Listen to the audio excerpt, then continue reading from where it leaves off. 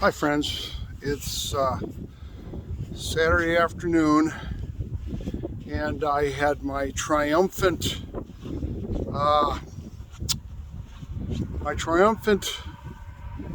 start to my glorious adventures yesterday with my '89 Ford F1 250 pickup truck and my 2007 Sunline trailer that I got, and I had everything all packed away in storage, and I had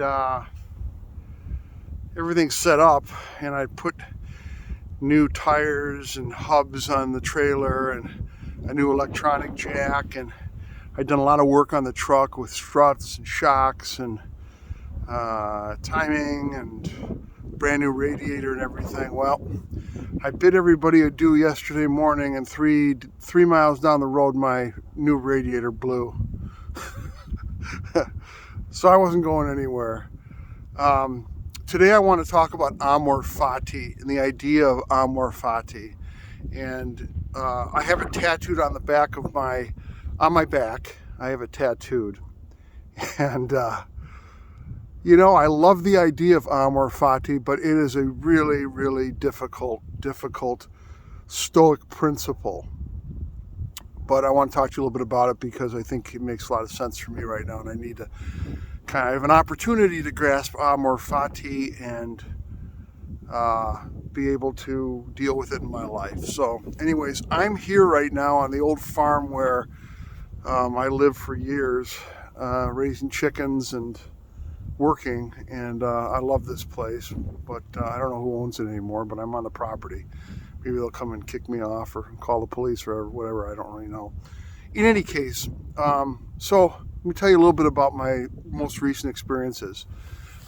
So I uh, I was getting ready for this trip. I've been talking about and thinking about a trip for a long time. Initially, I was going to be going to Europe, but with COVID being what it is, and all of these countries with different rules and different restrictions and things like that, I just didn't feel safe going to Europe at this point. Not because of COVID so much, but because of all of the different rules and regulations, and I didn't want to get stuck anywhere and wanted to do my own thing. And I thought, screw it. I'm just going to go ahead and buy that little trailer and get the pickup truck and go travel around the country, because there's plenty of photography and writing for me to do there, and I've got a lot of neat ideas for what I want to do.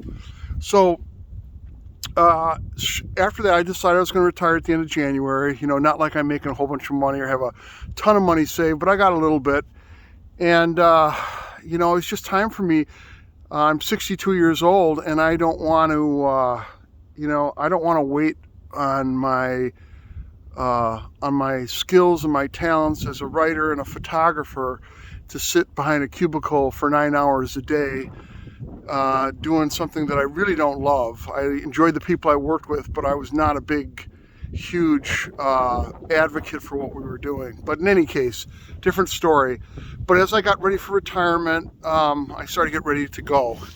And so as I'm getting ready to go, I've got to close my studio, which is over in south part of town.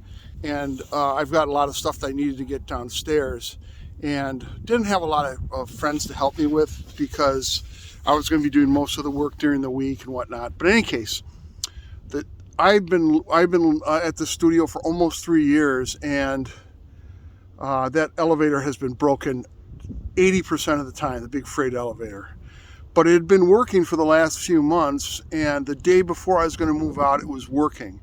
So I thought, oh, this is great. I'll finally be able to use the elevator, and I won't break my back bringing stuff down the stairs.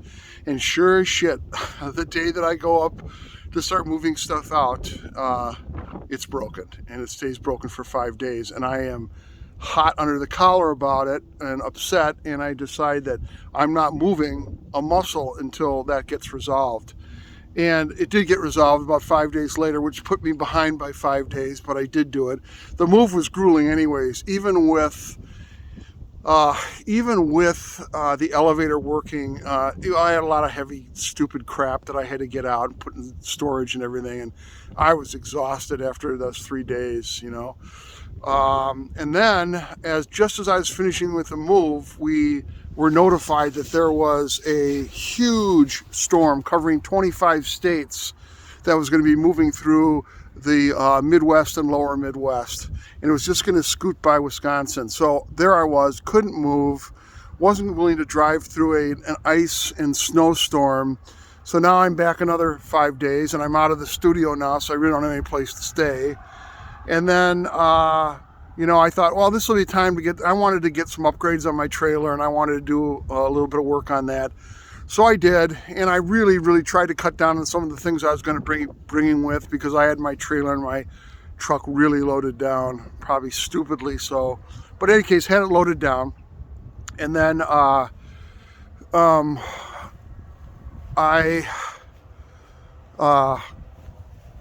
after, so yesterday, I'm like, okay, everything is complete, everything is done, and off we go on this grand adventure. And what happens? Well, I get 3 miles down the road and that brand new radiator explodes. And there I am, stranded on the side of the road 3 miles from my initial taking off spot. So it was a good rule for me. And it was just one of those things. I was really upset and pissed and stuck. And it was going to be a few days before I got everything taken care of, et cetera, et cetera, et cetera. So here I am, stranded again. Now it's been well over 10 days and I can't go anywhere. I can't start my grand adventure. And I want to talk to you today about Amor Fati. And Amor Fati is the Latin. They believe it came from Epictetus, who said Amor Fati. And what Amor Fati means is to embrace one's fate. And what I mean by embrace one's fate is to love your circumstances no matter what, and see them sort of as a gift. Even the most difficult of circumstances, to view them as an opportunity rather than bitching and moaning and complaining and rejecting it out of hand and saying, this isn't for me, this isn't what I want. So rather than that, he says Amor Fati. And later on, Marcus Aurelius, the emperor of Rome, who's considered a great philosopher and king, writes about it in his Meditations, which is probably one of the greatest works of a stoic philosopher ever recorded. And he talks about the understanding and the idea of Amor Fati. So I loved the idea. I had it tattooed on my back like a numbskull, but I did, figuring, well, I'm bored, what am I going to do? But for me, Amor Fati is very, very difficult because I want life to happen on my terms. I'm not interested in waiting for something to happen with me. I'm not interested in dealing with circumstances as they are now. I want things to happen chop, and happen in a way that's pleasing to me. And maybe some of you can relate to that. I really am not interested in being philosophical about my losses. I'm not interested in calming down and allowing myself to interpret my circumstances in a way which could be more beneficial to me. I'm more interested in getting hot under the collar and being pissed and kicking things and groaning and whining about poor me, poor me, poor me. And yet I have that tattoo on my back.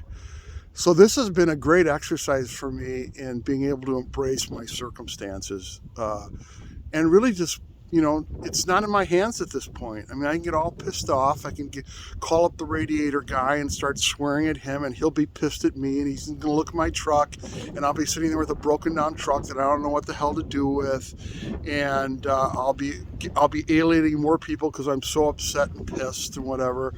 But I can sit back and go, no, I embrace my fate. I embrace the fact that I'm running into difficulties right now.